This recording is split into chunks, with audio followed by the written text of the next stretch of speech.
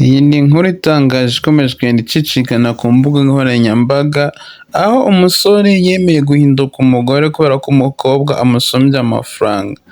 Iyi ni inkuru yakomeje kugenda ica ku bintu mu buryo bugiye butandukanye, ndetse ikomeza kugenda igaragarira ku bantu benshi bagiye batandukanye, ndetse ni inkuru ikomeje kugenda ivugisha amagambo, igenda ivugisha abantu amagambo menshi agiye atandukanye ku mbuga nkoranyambaga. Aho uyu mukobwa kubera ko yasumbyaga umusore amafaranga, niwe wagiye amuterera ivi mu muhanda rwagati. Arangije kumutera ivi mu muhanda rwagati ndetse anamwambika impeta. Benshi babona ko ari ibintu bidasanzwe, ndetse banagira ngo ni ugutwika nka bino dusigaye tubona mu gihugu cy'u Rwanda, cyangwa se dusigaye tubona biri kugenda bikomeza kuba ku mbuga nkoranyambaga. Benshi bagira ngo nyine ni agatwiko, ni ibintu bakoze biri aho ngaho gutyo gusa. Birangije bakora ubukwe nabwo bubaye, baza umusore yambaye nk'umukobwa n'umukobwa aza yambaye nk'umugabo. Ndetse bitangaza abantu babatahiye ubukwe, kuko n'ubundi byagaragaraga ko bisa nk'aho umukobwa ashaka ko buri kimwe cyose akora ari we mugabo, ndetse n'umugabo akindukira umugore. Iyi ni inkuru yakomeje kugenda itangaza abantu benshi, ndetse n'aya mafoto umuntu yagiye asohoka agiye akomeza kugenda atangaza abantu benshi, ndetse n'abo mu muryango wabo bisa nk'aho byabatangaje, ndetse bamwe no muri bamwe bo mu muryango wabo banze kuba babatahira buno bukwe, bamwe banikubise baritahira, abandi baravuga ati ibintu ntabwo bibaho mu muco wacu, ntabwo ari ibintu byagakwiye kugenda bibaho. Iyi nkuru ukuntu igiye imeze, bivuga yuko ari umukobwa witwa Ange, ni Omue Ange, undi akaba ari umuhungu, ndetse bikaba ngo barahuye, uyu mukobwa ngo akaba ari umujera wa banki. Noneho uyu musore wiwe ni umusore ucuruza utuntu dusanzwe, ndetse bisa nk'aho ari wavuga ngo nta kazi afite ugereranyije n'amafaranga y'umukobwa. Noneho uyu mukobwa akaba aruta umuhungu, akaba amurusha imyaka 2. Uyu mukobwa Omue Ange afite imyaka 35, uyu musore wiwe we afite imyaka 33. Noneho barahuye, barangije kuba bahura, umukobwa wari gutereta umuhungu. Kaba kugira kano kanya umukobwa niwe wubatse inzu.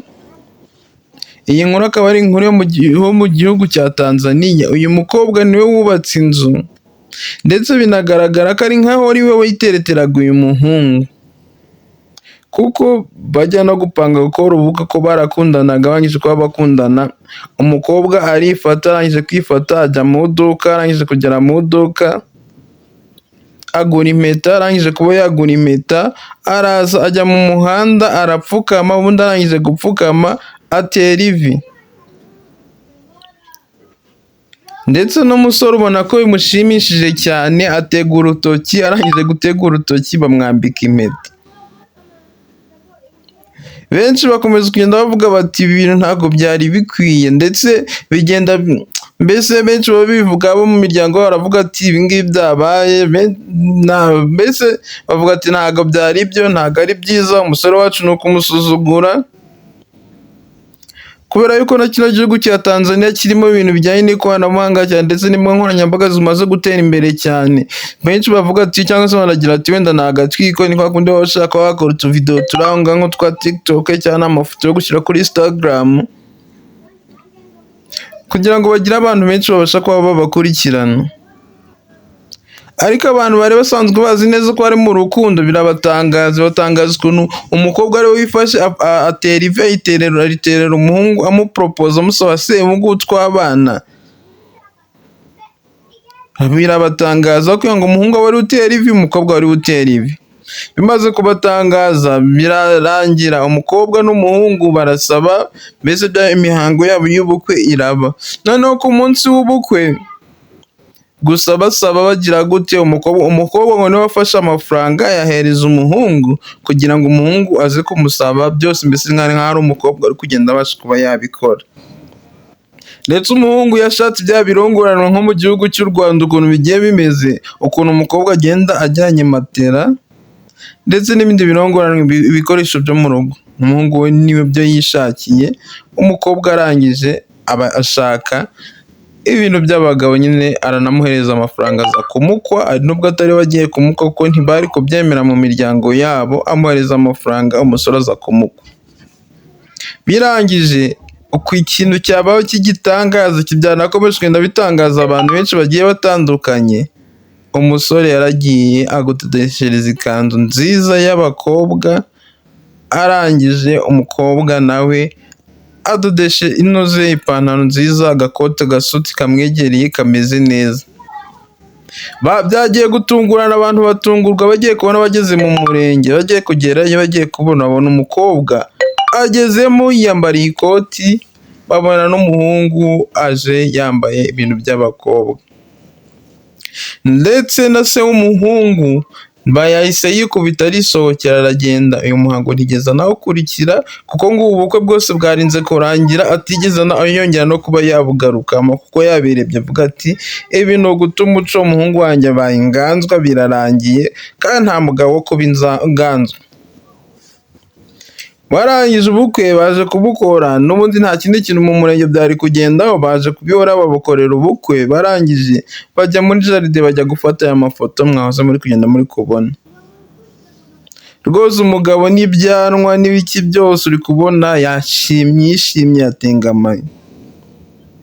Impamvu bino bintu byabaye inkuru idasanzwe ndetse yakomeje guhinduka inkuru idasanzwe, natwe tukaba twayifasheho umwanya kugira ngo tubashe kuba twayibabwira.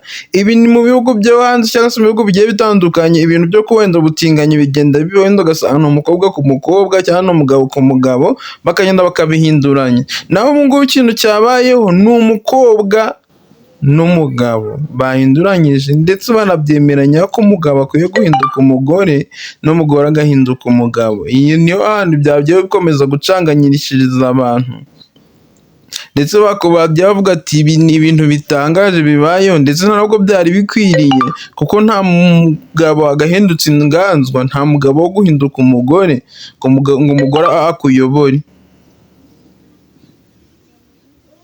Niyo umugore yaba agusumbya amafaranga akazana, niyo yaba afite ibintu bya mirenge kugeza hehe, ngo umugabo niwe wagabaye guhinduka umutwe w'urugo, akaba ari nawe wenyine wikanganira akaba umugabo mu rugo.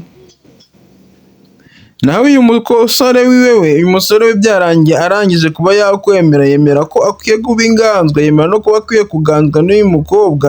Birarangira yemejwe neza 100% ko ari we ukwiye kuba yahinduka umugore, ariko nibo babyemeranyije ari bombi. Ubukwe bwabaye ariko bwagiye kurangira busigayemo mbarwa mu miryango yabo, hasigayemo benshi bari basigayemo ni inshuti z'umuhungu n'inshuti z'umukobwa, kuko niba muri inshuti bisanzwe inshuti zanyu ziba zabatahiye ubukwe. Ariko abantu bo mu miryango yabo ba hafi, abantu bo mu miryango yabo bari bitabiriye buno bukwe, abenshi bwagiye kurangira bitahiye bavuga ati ibintu ntabwo byari bikwiye, cyane cyane nko kuri parite y'umusore ho bari bavuga bati ntako byari inganzwa rwose. N'umusaza niwe wafashe iya mbere mu kugenda aritara ndetse anikubita avuga ati se ubu ngubu najyaga gusaba nsaba ibiki, avuga ati ibi ntabwo byari bikwiriye rwose. Nyine arikubita arataha mu ba mbere, ataha nyine mu ba mbere. Byarangiye ngo ubu bukwe batashye bajya kuba mu nzu, bajya kuba mu nzu y'umukobwa yiyubakiye, kubera ko uyu musore nta nzu afite usibye akaduka, nabwo acuruzamo utuntu tw'inshonshongo ngo turi aho ngaho, kandi uyu mukobwa ngo afite amafaranga menshi ndetse anavuka mu muryango ukize. Benshi bari batashye ubukwe cyangwa se abantu benshi bari baturanye n'aba ngaba bavuze ati ibintu ntabwo ari ibintu byari bikwiye, ntabwo ari n'ibintu bisanzwe muri twebwe. Ati niyo washaka ugashaka umuntu ukazana ugashaka umuntu ufite amafaranga kugusumbya, ufite amafaranga menshi cyane, ntabwo wagahindutse inganzwa uri umuntu w'umugabo. Ntabwo wakaganizwa n'umugore ngo kugeza aho ubwo ugenda ngo ujye kwisuzuguza, ufate ikanzu ugenda ujye mu bintu mu muryango wanyu, ugenda ukora ibintu bingana gutya. Abavuga ati se benshi bajya bavuga ati se ubu ngubu none ubu ngubu nibagera mu rugo umugabo niwe ntako n'ubundi babitweretse, bavuga ati se n'ubundi ko banabitweretse ubwo umugabo niwe uzahinduka umugore, ajye yoza ibyombo, ateke, umugore ajye ku kazi atahe. Bavuga bati ibi ngibi bisa nk'aho ari ukumuroga, ahubwo abantu bo mu miryango yabo bagende bajye kuba bamurogoza, kubera yuko atari ukumuroga nta mugabo wakemeye kuba yakora ibi ngibi. Bakomeje no kuvuga bati ibi ngibi uyu mukobwa yakoze n'uyu musore bakoze byanze bikunze neza, kubera ko kino gihugu cya Tanzania kigenda kibamo uburozi bwinshi bugiye butandukanye, byanze bikunze ni uko uyu musore yararozwe, kubera ko atari umuntu warozwe ntabwo yagakoze ibintu nk'ibi ngibi, ntabwo byagashobotse ko yagakoze ibintu bimeze nka gutya kugira ngo yifate, narangiza kuba yakwifata umukobwa amurongore. Kugira ngo abashe kuba yamurongora rero ni uko ubu ngubu uyu musore ni uko uyu mukobwa yaba yaramuroze cyangwa se yaramugiriye, babyita ngo kujya kwa jaja cyangwa se kuba yaramugiriye ku mukecuru, niko muri kino gihugu cya Tanzania bagenda babivuga, bavuga ati ahubwo mu muryango wabo bafatiye kare bagenda bajye kuba bamurogoza.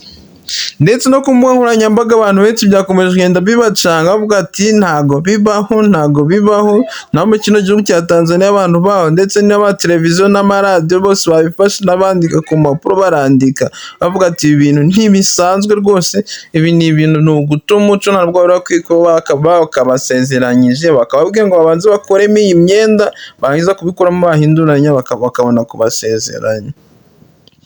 Uwasezeranyije cyangwa se nka Etat Civil muri kino gihugu cya Tanzania, ntabwo nzi ukuntu babita muri icyo gihugu cya Tanzania, yatangaje avuga ati kuva ari abantu babiri babyemeranyije kandi ntabwo twe tugendera ku myenda, ahubwo twe tugendera kuba umugabo n'umugore babyemeye bakaza kuba bafata umwanya wabo bakaza hano bakaza kurushinga ndetse byemewe n'amategeko. Yakomeje avuga ati ntabwo tugendera ngo kuba ngo umuntu yaje yambaye gutya, icya mbere cy'ibanze ni uko abantu bakundana kandi akaba ari umugabo n'umugore, ibyo birahagije, nayo imyenda baje bambaye ni uburenganzira bwabo, ntabwo twari kwanga kuba twasezeranya abantu babyemera kandi babyemeranyijeho kandi bakundana bashaka kubana bakazabyara, ntabwo twakanze kubasezeranya ngo ni uko ngo umukobwa cyangwa se umusore yaje yambaye ibintu bimeze nka gutya. Ni inkuru yakomeje kugenda itangaza abantu benshi bagiye batandukanye, tugusaba gukanda like, utanga na comment ndetse ugenda unakora na share kugira ngo amavideo yacu menshi agiye atandukanye tuzaturanyira dukora azagenda kugeraho mu ba mbere. Turagusaba gukanda like, utange comment ndetse ukore na share. Thanks, turabakunda.